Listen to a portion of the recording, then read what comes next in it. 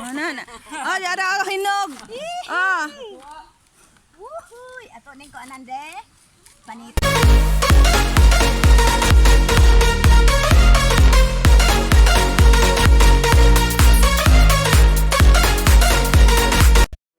Good morning, Fredsters! Panibagong vlog na naman po tayo. Samahan nyo kami, pupunta kami bundok. Bundok nga ba ito? Punta kami sa munti ng Bukid. At tinatawag kami kasi nga daw mag-harvest ngayon na mangga. So, ikot-ikot muna tayo ng konti. Tara, samahan niyo ako.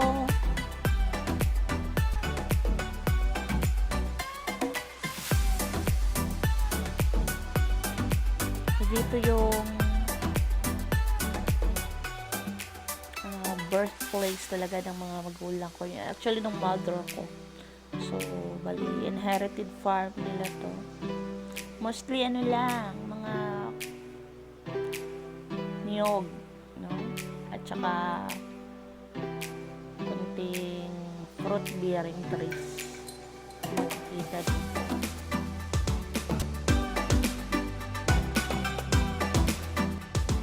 So medyo masukal na siya guys yung daanan. Kita nito yan. Kung pumapasok dito habal-habal.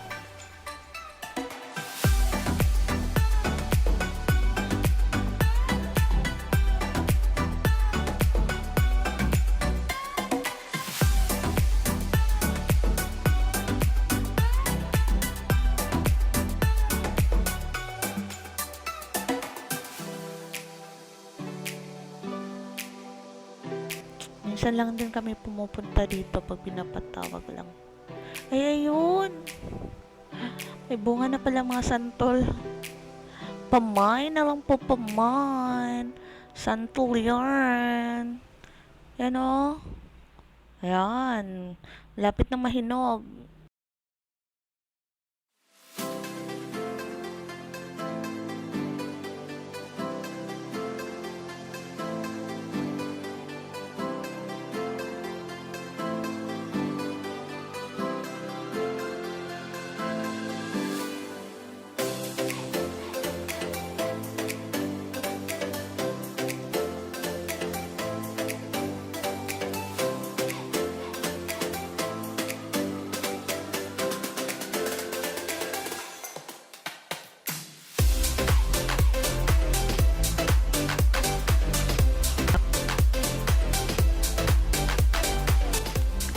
Andito na tayo. Ayan sila oh. Naka-set na sila. Ready na yung hagdanan nila. So, akyatin nila yung manual lang talaga yung yung pag-harvest. Prep na sila. Mga basket na. Lahid na yung gamay. So, this is about 1 kilometer from the highway, which is ando naman yung bahay namin. Mapasok ko dito no? Habal-habal. Yung mga single na motor na tiglima o 4 yung karga.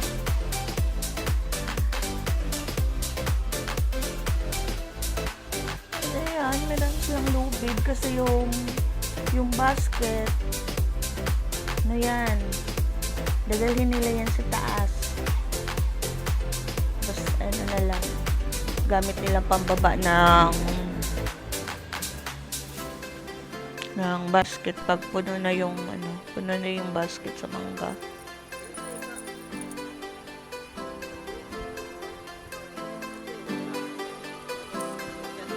Oo. Kasi hindi na patubang na dire.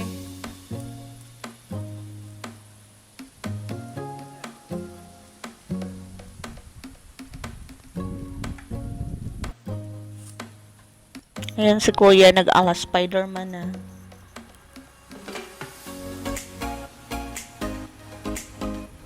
Ingat-ingat. Bali, ano lang siya ngayon, tatlong puno. This portion is brought to you by Habal-Habal.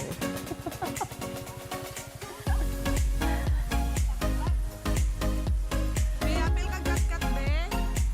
Tatlong puno lang pala siya yung i-harvest ngayon. Ano kasi yung iba, hindi natuloy yung mga bulaklak mo.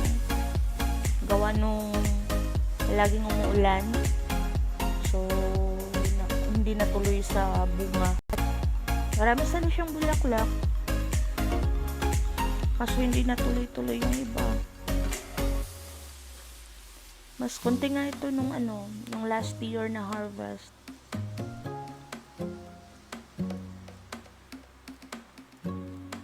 Ayun na sila. Paakit na yung mga baskets. Ayan. May mga hinog na nahulog. Sayang, masira.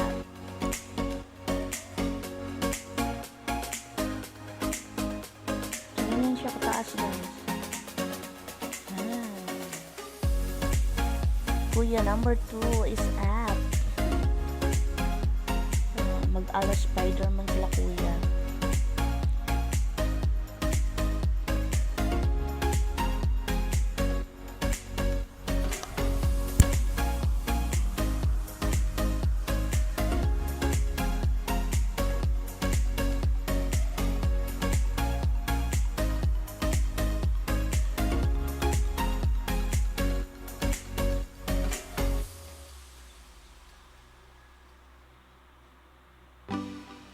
May nag-aabang din yan sa baba. Taga Salo. Ay, taga Salo. Yan. Kasama pa ni kuya yung anak niya. Taga Salo ng basket. Estimated nila, kada basket na sa 30 kilos daw yan. So, sana makarami. Makarami tayo ngayon. Para mabawi yung puhunan.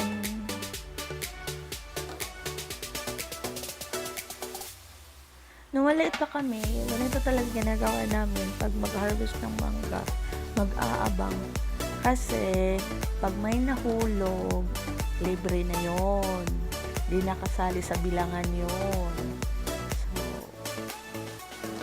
abang-abang sa baba. Actually, kahit saan basta may mag-harvest. Ganun talaga. Pag may nahuhulog, wala na yan. Libre na yan.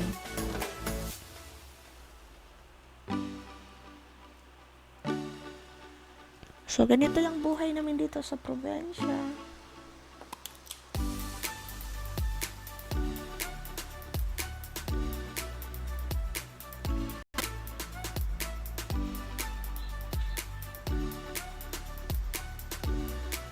Nasa tulo na sila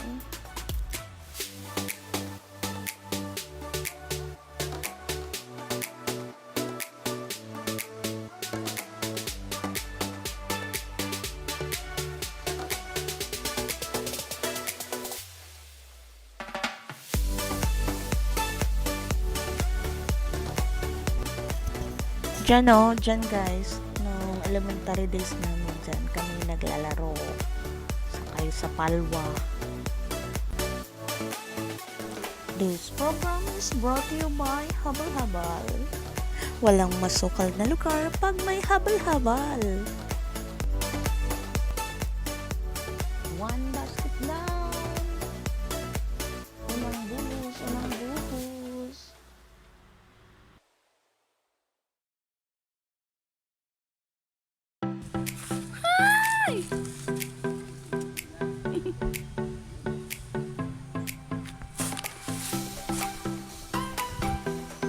Uy, kauna. Yeah.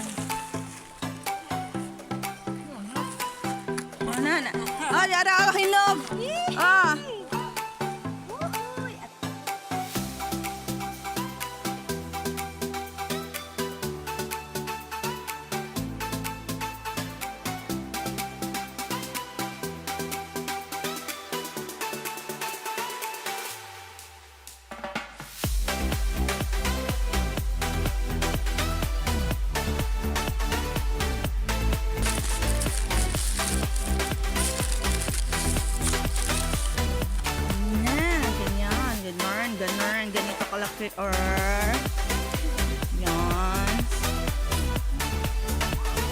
Nay, say hi to my vlog.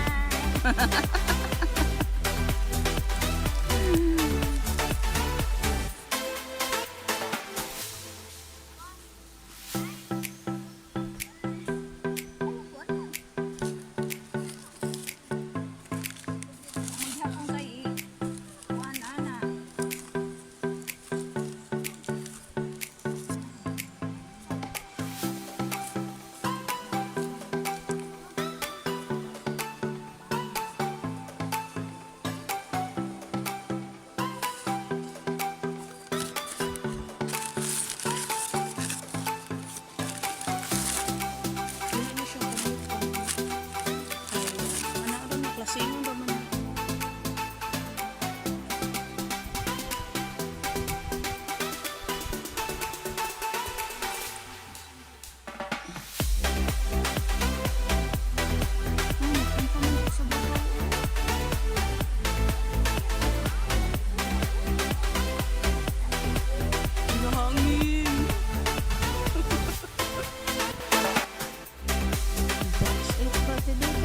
So, ayun na. Awa ng Diyos, umabot siya na 460 kilos. At 48 per kilo, yun yung kuha nila dito sa puno pa lang. So, hindi na masama. Thank you everyone.